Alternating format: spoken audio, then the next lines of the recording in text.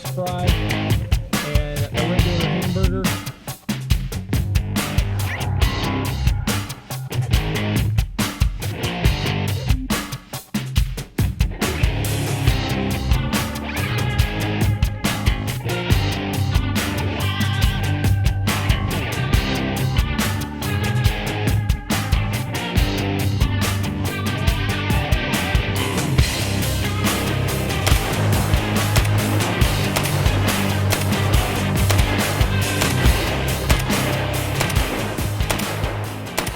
Hey guys, welcome back. So today we're out at the range with a new product from Vortex Optics. It's the StrikeFireII. The StrikeFire was originally came to market a couple of years ago, and I reviewed it and actually liked the sight quite a bit. So this is the newest version of it. What's really nice about it is it's a standard 30mm tube, which means it's compatible with almost all the aim point type mounts out there for the original Comp M1, M2 type aim point sights. So you have a lot of different mounting options, but this one actually comes with the mount that you see here on this SCAR rifle.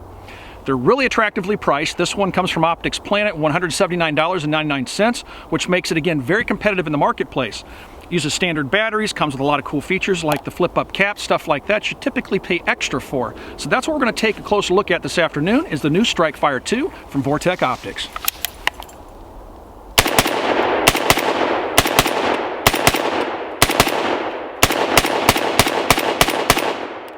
The sight is a standard 1x sight, which means that it has basically no magnification. However, it is compatible with magnifiers. Vortex sells a 3x magnifier you can set behind the red dot sight that flips out of the way. It has a standard 30mm tube, which means it's compatible with just about any other aim point type mounting option that's available out there for their Comp M1 or Comp M2.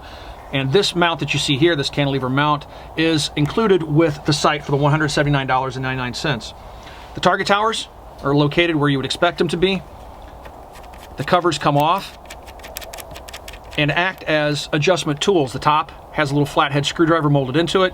You engage the target tower adjustment with the top of the cap to make your adjustments. Each click is 1/2 MOA. You have 100 MOA of travel up and down, left and right with the sight as it comes from the factory. It also includes these flip-up covers. They come with the sight in the box. This particular model has the flat dark earth color, which is specific just to OpticsPlanet, which I think I mentioned once before. It is parallax free. That means you can put your head anywhere behind the sight. As long as you see that red dot and you get that dot on the target, that's where the bullet's going to hit, assuming you have your rifle zeroed. The whole sight is 5.5 inches in length and weighs 7.2 ounces without the mount that you see here. The sight is also capable of both red and green dots. The controls for powering it on and off are right here. Push up to power the sight on.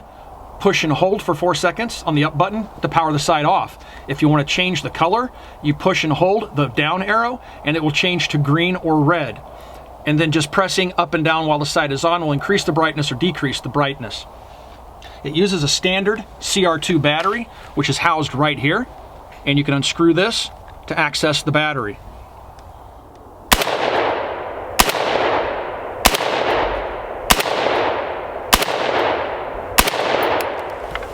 Red dot sights such as this are definitely intended to be used with both eyes open. You can close one eye, but it's not recommended. With both eyes open, you have complete situational awareness. Now this red dot sight is 4 MOA in diameter. That I'm talking about the actual diameter of the dot. So at 100 yards, it's going to cover about 4 inches. That's true of both the red dot and the green dot, no matter which one you have selected.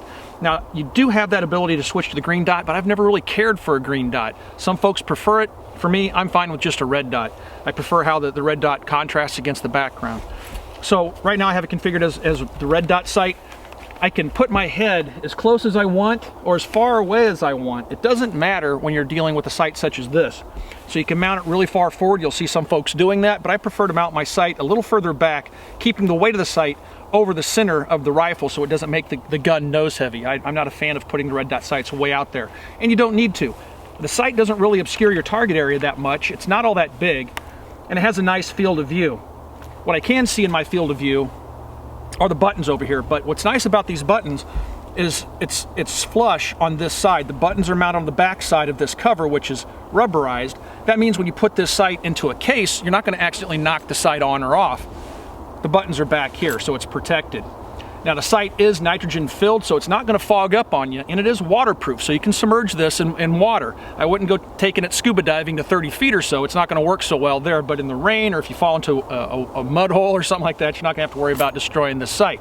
It's also good to negative 22 degrees Fahrenheit and as high as 140 degrees Fahrenheit, which is very comparable to what Aimpoint publishes for their red dot sights as well. Now at its brightest setting, you're going to get about 300 hours of battery life. That's at its brightest setting.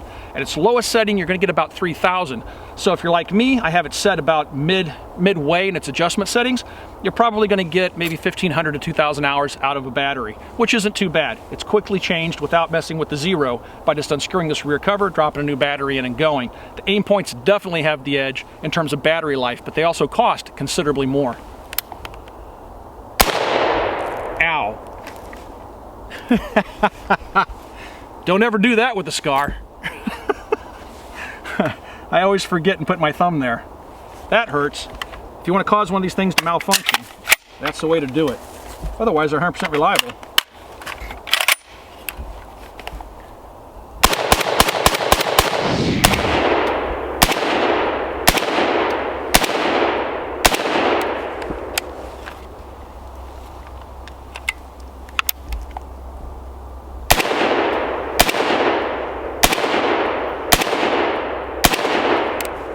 So what you saw me do right there was flip up my iron sights here on the Scar, which are about the same height as an AR-15.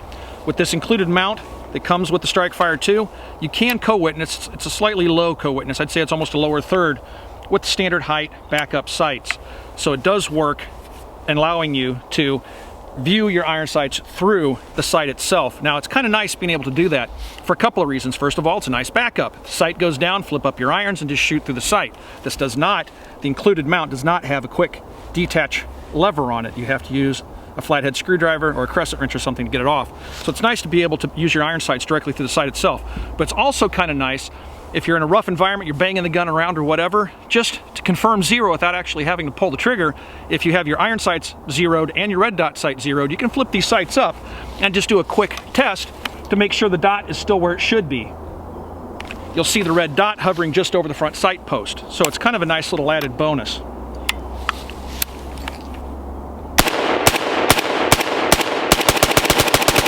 Alright guys, I hope you enjoyed taking a look at the Vortex StrikeFireII red dot sight from OpticsPlanet. This is the OpMod model with the flat dark earth coloring. These sights are outstanding sights for the money. For $179.99, you're getting a very good quality red dot sight that's going to handle some reasonably rough abuse. I've tested these before. This is the second generation of the sight. I still have my original. It's running great. Again, these are very good values for the money. If you guys want to pick one up, swing over to OpticsPlanet. I'll put a link in the description below.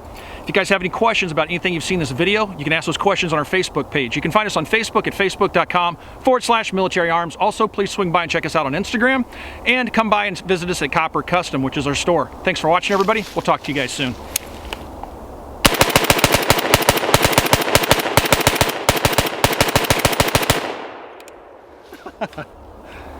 Oh, I love my Scar. Did I say that already? When I was a kid growing up in the 80s, I was in love with F&H products. I just couldn't afford them. I really wanted to buy an FAL, but they were $999 in Shotgun News, and who has that kind of money in high school? But as I got older, I started buying those FN products, like the Scar that you saw earlier in this video. And I just recently picked up this FS2000, which has the 1.6 power integrated optic. This is going to complement my flat top model that I reviewed a couple of years ago, and I just couldn't pass it up. First of all, I got it for a great price. It came in on trade. And secondly, FN's no longer importing these rifles. You'll see this rifle more on the channel in the future. I just wanted to show you guys this cool little, what do they call it? The tuna? The people on the internet have some funny names for things.